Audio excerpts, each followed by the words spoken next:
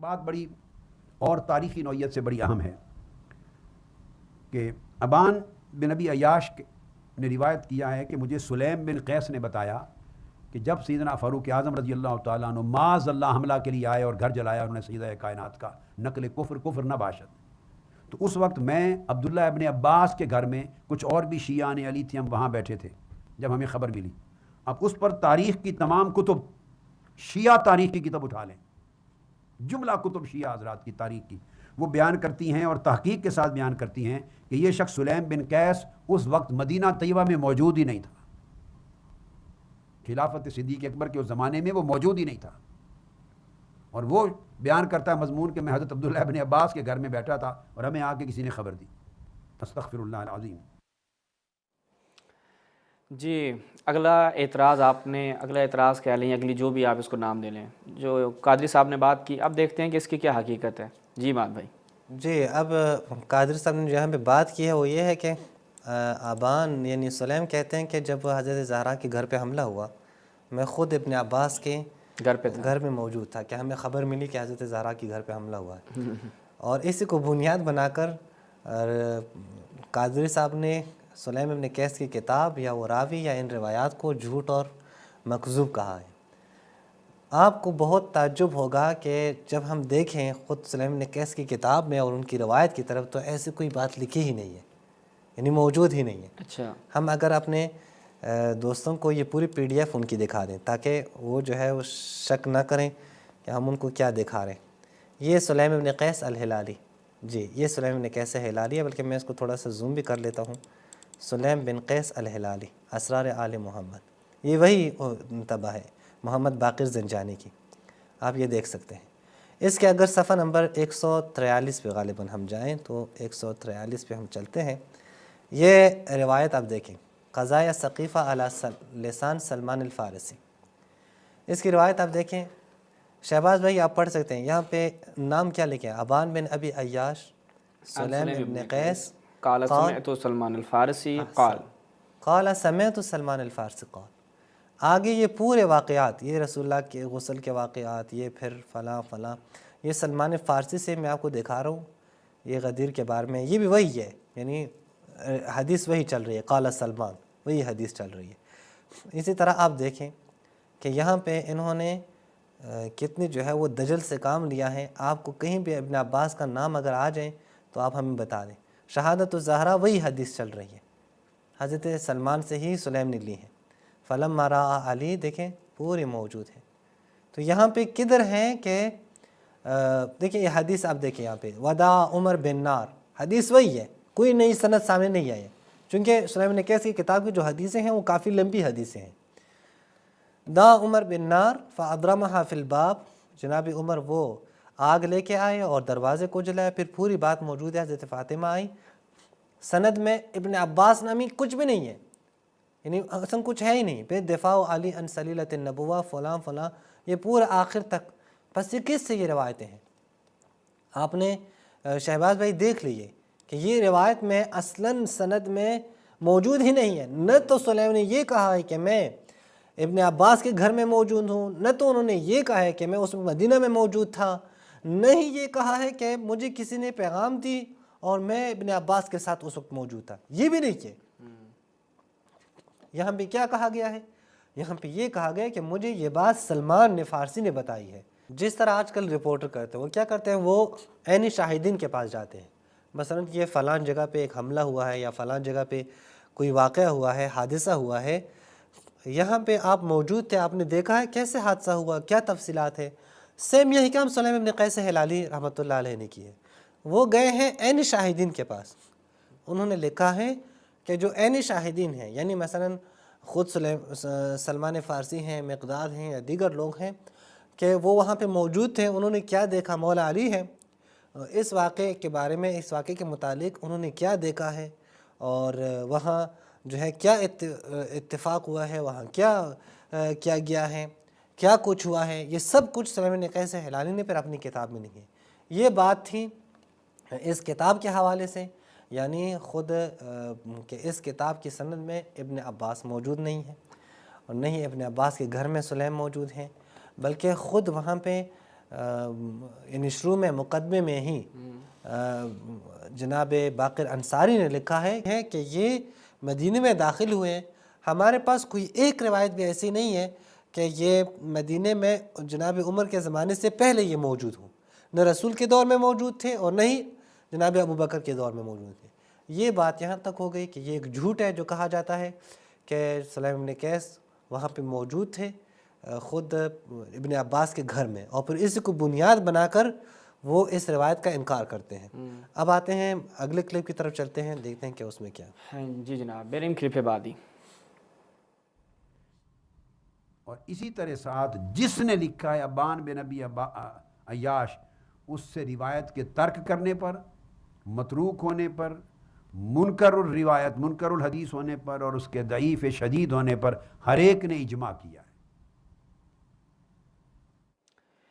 جی جناب، قادری صاحب کی اگلی گفتگو آپ نے ملاحظہ فرمائی. جی مان بھائی. اب آتے ہیں ابان بن ابی عیاش کی طرف کہ ابان بن ابی عیاش ان کے ضعیف ہونے، ان کے متروک ہونے پر ہر ایک نے اجماع کیا ہے. اچھا، یہ شاید یا تو مجھے اردو نہیں آتی، یا اگر جو ہے وہ اردو مجھے نہیں آتی تو شہباز بھائی میری تصحیح فرمائیں کہ ہر ایک نے اجماع کیا. یہ تو میری سمجھ میں نہیں آ رہی. کلے نے آ کے یعنی اکیلے نے آ کے اجماع کیے ہیں، یا ممکن ہے ان سے جو ہے اضافہ ہو گیا، لسانی خطا ہوئی ہو، یہ بھی ہو سکتا ہے.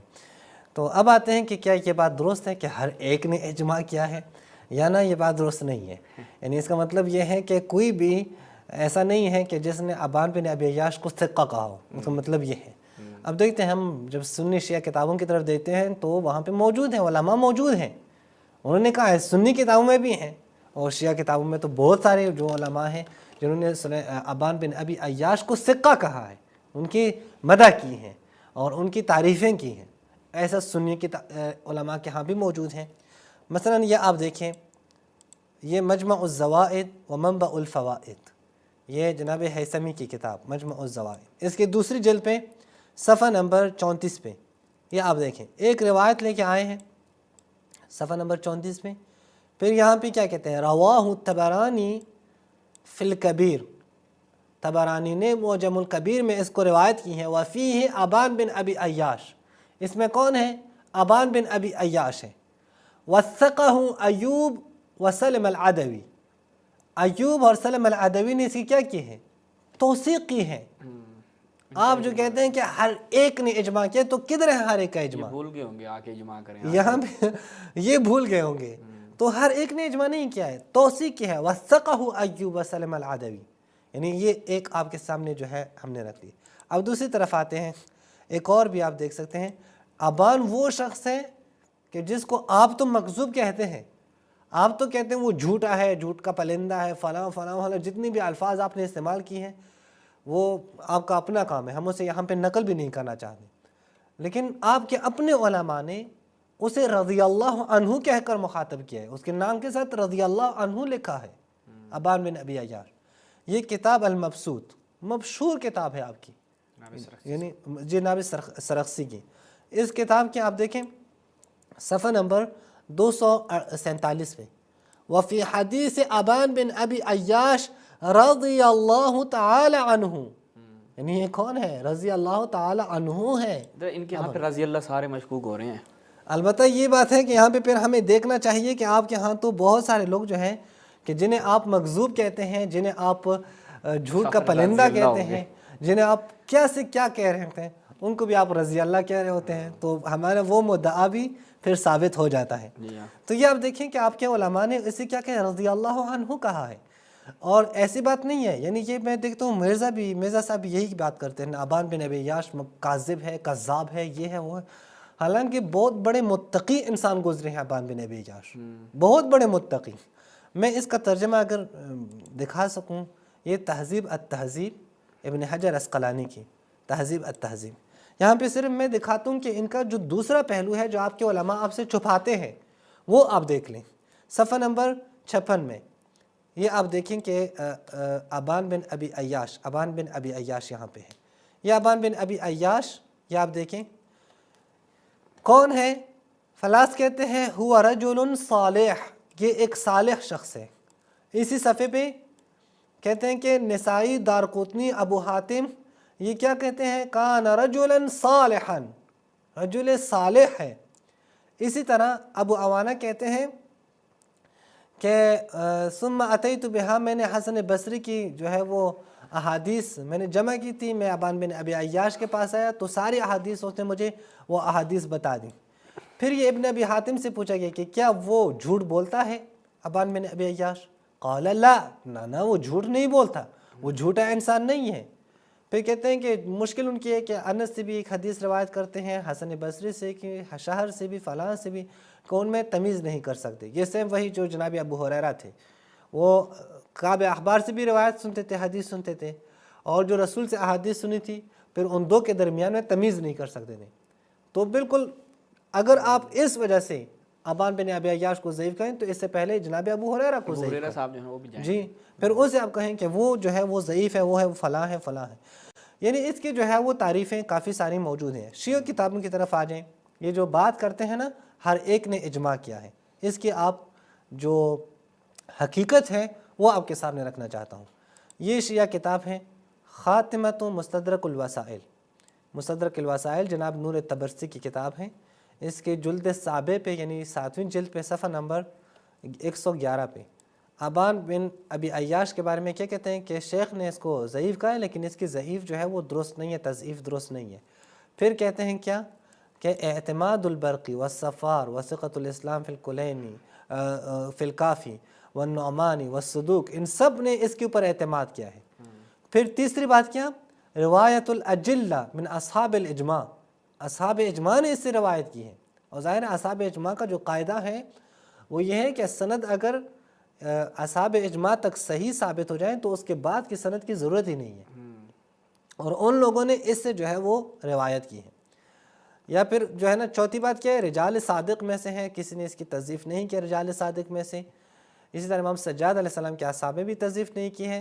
امام باقر علیہ السلام کے اصحاب میں آ کے شیخ طوسی نے اس کی تضعیف کیا، کہتے ہیں لیکن یہ تضعیف کہاں سے آئی ہے، یہ اہل سنت سے آئی ہے۔ اور پھر خود کہتے ہیں کہ اہل سنت جب ایسے لوگوں کی تضعیف کرتے ہیں تو یہ ان کی مدح ہوتی ہے، یہ ان کی تعریف ہوتی ہے، کیونکہ وہ شیعہ سمجھ کر ان کی تضعیف کرتے ہیں۔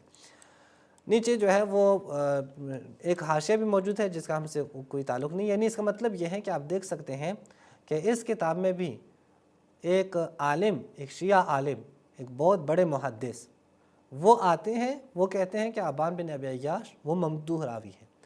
ایک اور حوالہ بھی آپ کو دے دیتا ہوں، الجامع فی الرجال، یہ الجامع فی الرجال آیت اللہ شیخ موسیٰ عباسی زنجانی کی کتاب ہے، تحقیق اس پہ کی ہے سید محمد حسینی قزوینی صاحب نے۔ آپ دیکھیں کہ اس کے جلد اول پہ صفحہ نمبر 52 پہ آپ دیکھیں ابان بن ابی عیاش، اس کا جو اینڈ پہ آپ دیکھیں الاقرب عندی قبول و روایاتی، اس کی تمام کے تمام روایات قبول ہیں۔ کیوں؟ چونکہ ہمارے جو محدثین ہیں، ثقات محدثین، انہوں نے اعتماد کیا ہے اس کے اوپر، صفار، ابن بابویہ، ابن الولید، فلاں فلاں، سب نے ان کے اوپر اعتماد کیا ہے۔ جو یہ کہتے ہیں کہ اس نے کتاب کی سلیم وضع کی ہے، منگھڑت اپنی طرف سے گھڑی ہے، یہ اس کی بات بالکل بھی درست نہیں ہے، چونکہ کتاب سلیم دیگر طرق سے بھی ہمارے پاس آئی ہوئی ہے۔ اگر یہ گھڑ لیتے تو دیگر طرق سے کیسے آتی ہے کتاب؟ بس واضح ہوا کہ آپ جو یہ بات کر رہے ہیں، اور ہم پچھلے پروگراموں میں دکھا چکے ہیں خود ممقانی سے، علامہ ممقانی سے، تنقیح المقال سے، کہ انہوں نے کتنی شدت سے اس کی مدح کیا اور کہتے ہیں کہ یہ ممدوح راوی ہے۔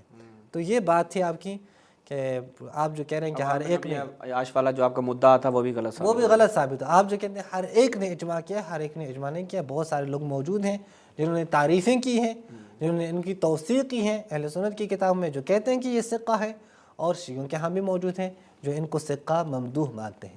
یہ تھی یہاں پہ۔ اگر کہیں کہ بھئی فلاں نے، مطلب کوئی اٹھتا ہے کہے کہ جی فلاں نے اس کی تضعیف کی، فلاں نے اس کی تضعیف کی ہے، تو موصوف کو یہ ان کی خدمت میں عرض کریں کہ آپ کے پتہ نہیں کتنے بخاری مسلم کے ایسے بھی روات ہے کہ جن کو ان کے اوپر جر موجود ہے، ٹھیک ہے، بعض نے ان کو ان کی تضعیف کی ہوتی ہے، بعض نے ان کے اوپر جر کی ہوتی ہے، درست۔ تو یہ تو پھر کوئی قاعدہ جو ہے وہ آپ فٹ نہ کر پائے۔ اور مزے کی بات ہے شیخ طوسی کے حوالے سے کہا جاتا ہے کہ شیخ طوسی نے ابان کی تضعیف کی ہے، اور یہی شیخ طوسی کا حوالہ ہم دکھا چکے ہیں کہ جناب زہرا سلام اللہ علیہا کی شہادت کو وہ متواتر مانتے ہیں، اجماع کا دعویٰ کرتے ہیں، انہوں نے اجماع کا دعویٰ کیا، شیخ طوسی علیہ الرحمہ نے متقدمین علماء میں سے انہوں نے اجماع کا دعویٰ کیا ہے۔ اگر آپ کہتے ہیں کہ یہ جو شہادت کا ایک افسانہ ہے، آپ بقول آپ کے الیاذ باللہ یہ ابان بن ابی عیاش کی طرف سے گھڑا ہوا تھا، تو بھائی ابان بن ابی عیاش کی تضعیف کے باوجود بھی مان لیتے ہیں کہ شیخ توسی نے ان کی تضعیف کی ہے، اس کے باوجود بھی وہ جناب زہرا کی شہادت کو متواتر مانتے ہیں، اور متواتر کے اندر ایک ایک راوی کی بررسی، ایک ایک سند کی بررسی اور تحقیق نہیں ہوتی۔ قادری صاحب جو بندے آپ کو تحقیق بنا کے دیتے ہیں ان سے گزارش کریں یا ان کی تنخواہ بڑھا دیں، میری مانیں ان کی تنخواہ بڑھائیں۔ آپ لگتے ہیں پیسے جیسے ان کو تھوڑے دیتے ہیں، وہ کام پھر اسی صاحب سے کر کے دیتے ہیں، جتنا گڑ اتنا میٹھا، تھوڑا سا پیسے بڑھائیں ان کے۔ یہ مشورہ میرا ذاتی مشورہ ہے آپ سے کہ آپ ان کے پیسے بڑھائیں تاکہ اچھی تحقیق پیش کریں آپ کے لیے۔ چلیں اگلے کلپ کی طرف۔ جی بیرم کلپ پہ بات ہی۔ اب کتاب سلیم بن قیس کی بات بھی ختم ہو گئی، اب ابان بن ابی عیاش کی بھی ختم ہو گئی، اب محض واقعہ روایت رہ گئی۔ سیدہ کائنات کے دروازے پر معاذ اللہ سیدنا فاروق اعظم کا حملہ کرنا، آگ لگانا، دروازہ توڑنا، آپ کو زدوکوب کرنا، شدید زخمی کرنا وغیرہ وغیرہ، جتنی لغویات اور مکذوبات بکی جاتی ہیں سیدنا فاروق اعظم کی شان اقدس میں، بلکہ یہ گستاخی کی جاتی ہے سیدہ کائنات کی شان میں اور مولا علی شیر خدا کی شان میں، جنہوں نے یہ سب کچھ گوارا کر لیا، زندہ ہوتے ہوئے وہاں کھڑے ہوئے خود، اور بنو ہاشم اور صحابہ کرام جو ان کے ساتھ تھے، بقول اس واقعہ کے جھوٹے راویوں کے، ان سب کی غیرت نے یہ گوارا کر لیا کہ تنہا سیدہ کائنات کے ساتھ ہوتا ہے۔ جی ناظرین، تو آپ نے ملاحظہ فرمایا، آپ تھوڑا سا نا احساساتی طور پہ وارد ہوئے ہیں ہمارے قادری صاحب۔ قادری صاحب اس کے اوپر اگر ہم کھلیں نا تو بچے گا کخ آپ کا بھی نہیں کہ یہ جی غیرت ان کی کیسے گوارا ہوگی، غیرت کیسے گوارا ہوگی۔ چلتے ہیں پھر اماد بھائی کی طرف انشاءاللہ، میں پھر درمیان میں حاشیے لگاؤں گا، آپ کی غیرت جگاؤں گا، ٹینشن نہیں لینی۔ اچھا، یہ جو کہہ رہے ہیں کہ غیرت کہاں تھی ان کی اور غیرت نے گوارا کیا، اگر غیرت کے اوپر آ جائیں تو بہت سارا جو ہے نا بہت سارے سوالات اٹھ جائیں گے۔ حضرت سمیہ کو مکہ میں مارا جا رہا ہے اور ان کی توہین کی جا رہی ہے، غیرت کدھر تھی مسلمانوں کی؟ آپ کہہ رہے ہیں جہاد کا حکم نہیں آیا تھا، تو غیرت تو تھی نا، یا غیرت بھی خدا نے لی تھی؟ غیرت کا بھی حکم نہیں آیا تھا، ہاں، یا کیا کہیں کہ غیرت کا حکم بھی نہیں آیا تھا۔ تو مکہ میں ایک مسلمان عورت کو قتل کیا جاتا ہے اور رسول اللہ، دیگر مسلمان کوئی بھی جو ہے وہ ان کی غیرت کدھر ہوتی ہے؟ نعوذ باللہ، ہم یہاں پہ رسول خدا کا نام لے رہے ہیں لیکن مجبور ہیں، چونکہ قادری صاحب یہاں پہ فوراً جو ہے ان لوگوں کو یہاں پہ پھر غیرت کی بات یاد آ جاتی ہے۔ تو کدھر تھی وہ غیرت؟ کیوں ان میں سے کسی نے تلوار نہیں اٹھائی وہاں پہ؟ اب انہیں غیرت کا تقاضا کر لیتے ہیں، ان کا تقاضا یہی تھا کہ تلوار اٹھا کے وہاں پہ لڑیں، لیکن کوئی بھی نہیں لڑا ہے، یعنی ایک مسلمان بھی، حتیٰ کہ وہ لوگ کہ جن کو شدت اور تعذیب کا نشانہ بنایا جا رہا تھا، ان کو رسول اللہ کہتے ہیں صبرا یا آل یاسر فإن موعدکم الجنہ، صبر سے کام لیں اے آل یاسر۔ اور سیم یہی بات ہم حضرت علی کے بارے میں کریں، مولا علی کے بارے میں کریں، تو کہتے ہیں حضرت علی کی غیرت نے کیسے گوارا ہے۔ تو جو جواب آپ ہمیں رسول اللہ کی اس واقعے میں دیں گے جناب سمیہ کے، وہی جواب آپ نہیں یہی کہ بولیں گے نا، اس وقت دیکھیں مسلمان کم تھے، طاقت نہیں تھی، درست لشکر نہیں تھا، درست ہے، تو یہ ان کا جواب ہوگا۔ ہاں جی بالکل۔ اب اس نہیں صرف یہ واقعہ نہیں ہے شہباز بھائی، واقعات اور بھی بہت زیادہ ہے، یعنی کوئی ایک واقعہ تھوڑی ہے، بہت سارے واقعے۔ مثلا اگر ہم دیکھیں کہ مدینہ کے اس میں دیکھیں، ایک صحابی کو قتل کیا جا رہا ہے، جناب عثمان کو، خلیفہ وقت ہے، خلیفہ وقت ہے، اندازہ لاؤ، خلیفہ وقت ہیں، اور آپ کے ہاں تو کتنی جو ہے رسول کے زبان سے اس کے فضائل سنائے گئے ہیں، اور وہیں پہ یعنی جہاں رسول نے حکومت قائم کی تھی اسی شہر میں اسی کی حکومت ہے، وہ خلیفہ ہے، دارالخلافہ میں، دارالخلافہ وہی ہے، اور لوگ بھی رہنے والے وہی ہیں کہ جو رسول کے زمانے میں تھے، سارے کے سارے صحابی ہیں، مبشرین بالجنہ جو ہے وہ بھی موجود ہیں، اور جن کو بشارت دی گئی تھی وہ بھی موجود ہیں، جو بدر کے اصحاب ہیں وہ بھی موجود ہیں، جو احد کے جو فلاں فلاں اصحاب شجرہ بھی موجود ہیں، وہ سارے موجود ہیں۔ ان کے ہوتے ہوئے وہ کچھ جو ہے لوگ، اور جیسا کہ بعض خود ڈاکٹر زبیر کے مطابق وہ غلیل استعمال کرنے والے لوگ جو کوفہ اور مصر میں رہتے تھے، وہ آ جاتے ہیں، وہ ان سب کو جتنے بھی موجود ہیں ان سب کے اوپر حاوی ہو جاتے ہیں اور ان کا خلیفہ بھی قتل کر ڈالتے ہیں۔ تو کدھر تھی وہ صحابہ کی غیرت جب ان کا خلیفہ قتل ہو رہا تھا؟ کیوں کسی ایک صحابی کو بھی غیرت نہیں آئی؟ عشرہ مبشرہ میں سے طلحہ زبیر صاحب کہاں تھے؟ جی کہہ دیتے نا، سعد بن ابی وقاص موجود تھے جنہوں نے ایران فتح کی ہے، جنہوں نے فلاں جگہ فتح کی ہیں، تلوار اٹھا دیتے ہیں کہ یہ تو ہمارے ساتھ عشرہ مبشرہ کے آدمی ہیں، یہ تو پتہ نہیں فلاں جگہ سے جو ہے وہ ہمارے ساتھ فضائل میں شرکت کی ہے انہوں نے، تو کیسے قتل کرتے ہوں؟ نہیں، بالکل خاموشی۔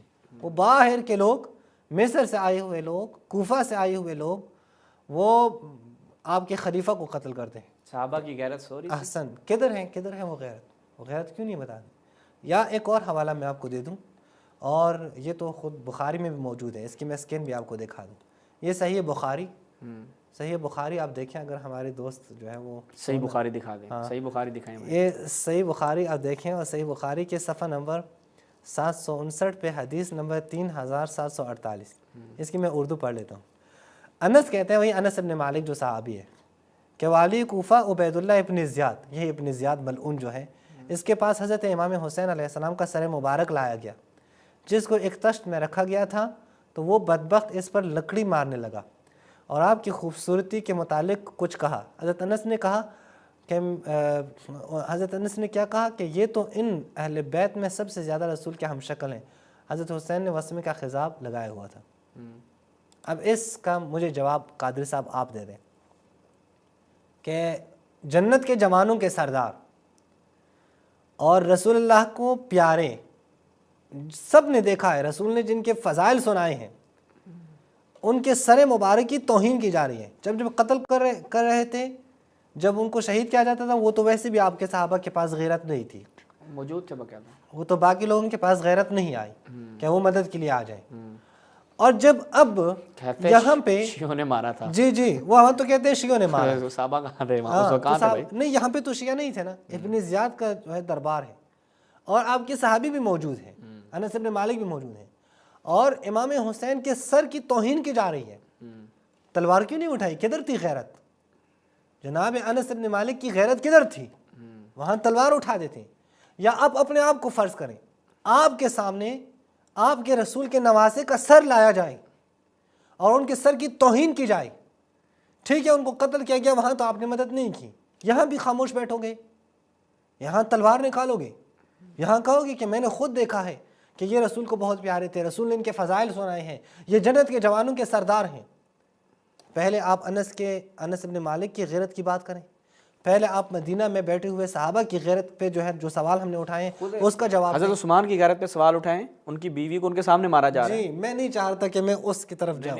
جی وہاں پہ ان کی بیوی کو دیکھو، ان کے سامنے مارا جا رہا تھا. قادری صاحب، یہ تو اظہر من الشمس اور مسلمات تاریخ میں سے ہے کہ جناب عثمان کے سامنے جب وہ ان کی بیوی بچانے کے لیے درمیان میں آئی اور جناب ان کو مار دیا کہ حضرت عثمان چپ کر کے کھڑے ہیں، اور وہ صحابہ جو اندر تھے انہوں نے کہا ہم ہیلپ کرتے ہیں. حضرت عثمان نے کہا نہیں بھائی، پھر بھی 2 منٹ گان ہو جائیں. اور نہ فقط یہ کہ بیوی کو مارا ہے، بیوی کو بہت سخت ترین توہین کی ہے. وہ ہماری کس پہ ہے سیریز، یہاں پہ بیان بھی نہیں میں نے کر دیا بیان. اچھا، میں نے ایک جگہ پہ بیان کر دیا، ہماری سیریز میں دیکھیں دوسری، تو وہ ان کی سیریز میں آپ دیکھیں انہوں نے بیان کیا. لیکن واقعی بہت وقیح طرح کی جو ہے وہ توہین ہے، یعنی وہ تو کوئی سن بھی نہیں سکتا. ہم نہیں کہتے، ہم یہاں مذاق نہیں اڑاتے، ہم کہتے ہیں کہ جب اتنی توہین کی گئی، جناب عثمان نے بھی تلوار نہیں اٹھائی، جناب عثمان کو قتل کیا گیا، کسی صحابہ کی غیرت نے بھی جو ہے وہ ان کی غیرت بھی نہیں جاگی. حضرت سمیہ رضی اللہ تعالی عنہ ان کو قتل کیا جا رہا تھا اور کسی مسلمان نے بھی تلوار نہیں اٹھائی.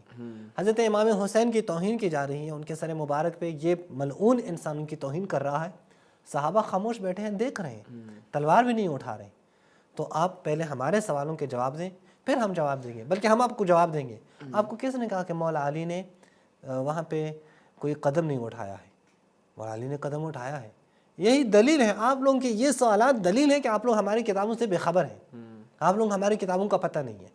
یہ آپ دیکھیں کتاب سلیم ابن قیس ہلالی، یہ کتاب آپ دیکھیں، اس کے آپ صفحہ نمبر آپ دیکھیں 150 پہ، صفحہ نمبر 150 پہ آپ دیکھیں. یہاں پہ دیکھیں کیا کہتے ہیں، فواسب علی، جب انہوں نے حضرت زہرا کے گھر پہ حملہ کیا تو مولا علی نے آ کے مقابلہ کیا ہے، یہ نہیں ہے کہ مقابلہ نہیں کیا ہے. مولا علی نے حملہ کیا جناب عمر پہ، خلیفہ دوم پہ، فاخذ بتلابیبہ، ان کو پکڑ لیا، ثم نترہ، پھر اسے زمین پہ دے مارا اور اس کی ناک کو بھی زخمی کیا. وہم بقتلہ، قتل کرنے کا ارادہ کیا مولا علی نے، اس کو میں نے قتل کرنا ہے. فذکر قول رسول اللہ صلی اللہ علیہ وآلہ، مولا علی کو رسول خدا کا یہ قول یاد آیا، یہ وصیت یاد آئی. وہ کیا کہ رسول خدا نے فرمایا تھا کہ آپ نے کیا کرنا ہے کہ آپ نے پھر جو ہے نا وہ تلوار نہیں اٹھانی، وہاں پہ جنگ و جدال نہیں کرنی. اور مولا علی نے خود کہا والذی کرم محمدا بالنبوہ، قسم ہے اس ذات کی جس نے نبی مکرم کو نبوت کے ساتھ تکریم کی ہے، یبن سحاق، اے سحاق کے بیٹے، اگر رسول اللہ کا وعدہ میرے ساتھ نہ ہوتا تو لعلمت انک لا تدخل بیتی، تم جان لیتے کہ تم میرے گھر میں داخل نہیں ہو سکتے، تجھے پتہ تھا کہ مجھے رسول نے یہ وصیت کی ہے، اس لیے تو بڑی جرأت کے ساتھ میرے گھر میں داخل ہو رہے ہو۔ یہ دیکھیں یہ بالکل موجود ہے اور اس سے کوئی بھی انکار نہیں کر سکتا۔ تیسری بات یہ ہے کہ دیکھیں مولا علی علیہ الصلاۃ والسلام وہ رسول اللہ کے ہر قول، رسول اللہ کے ہر حکم کے پابند تھے۔ وہ ایسے نہیں تھے کہ وہ اپنے مقاصد تک پہنچنے کے لیے کبھی کہیں کہ حسبنا کتاب اللہ انہ لا یہجرنا، نہ۔ وہ رسول اللہ کے پابند تھے، رسول اللہ نے جو کچھ کہا ہے وہ مولا علی نے مان لیا ہے۔ رسول اللہ کے ہاں، مولا علی کے ہاں یہ تفریق نہیں ہے کہ رسول جو ہے بیمار ہے یا بیمار نہیں ہے، حضر میں ہے یا سفر میں ہے، رسول اللہ وہ بیدار ہیں یا سو رہے ہیں، وہ بیٹھے ہیں یا وہ جو کھڑے ہیں یا روانہ ہے، کہ یہ تفریق ان کے ہاں نہیں تھی۔ ہر صورت میں رسول کا حکم جو ہے ماننا ہے، وہ مولا علی تھے۔ اور رسول اللہ کا حکم ہے کہ مدینے میں تلوار نہیں اٹھانی، آپ کی کتابوں میں لکھا ہے، یہ ہے صحیح مسلم۔ صحیح مسلم اگر دکھائیں، صحیح مسلم امام مسلم بن حجاج النشاپوری، یہاں پہ آپ دیکھیں حدیث نمبر 3334 پہ، یہاں دوسرے صفحے رسول اللہ کیا فرماتے ہیں؟ اے اللہ، بلا شبہ ابراہیم نے مکہ کی حرمت کا اعلان کیا اور اسے حرم بنایا، اور میں نے مدینہ کو اس کے دونوں پہاڑوں کے درمیان کو حرمت والا قرار دیا، پورے مدینہ کو، کہ اس میں خون نہ بہایا جائے، اس میں لڑائی کے لیے اسلحہ نہ اٹھایا جائے، اور اس میں چارے کے سوا کسی اور غرض سے اس کے درختوں کے پتے نہ جھاڑے جائے۔ یعنی رسول اللہ کا کیا حکم ہے؟ یہاں تم نے تلوار نہیں اٹھانی، یا آپ کی کتاب میں یہی ہے، تلوار نہیں اٹھانی۔ جس نے تلوار اٹھائی ہے، جس نے گھروں پہ حملے کیے ہیں، جس نے حرمت کو پامال کیا ہے، اس نے رسول کی بات نہیں مانی ہے، نہ کہ مولا علی نے تو بات مانی ہے۔ یہاں یہ جو آپ غیرت کی باتیں کر رہے ہیں، آپ ان حدیثوں کو پڑھ لیں، آپ ان حدیثوں سے تو جان نہیں چھڑا سکتے۔ میرے خیال میں جو ان کا شبہات تھا وہ اتنے حد تک ہی کافی ہیں۔ دیکھتے ہیں اگلے اس میں انہوں نے کیا کہا ہے۔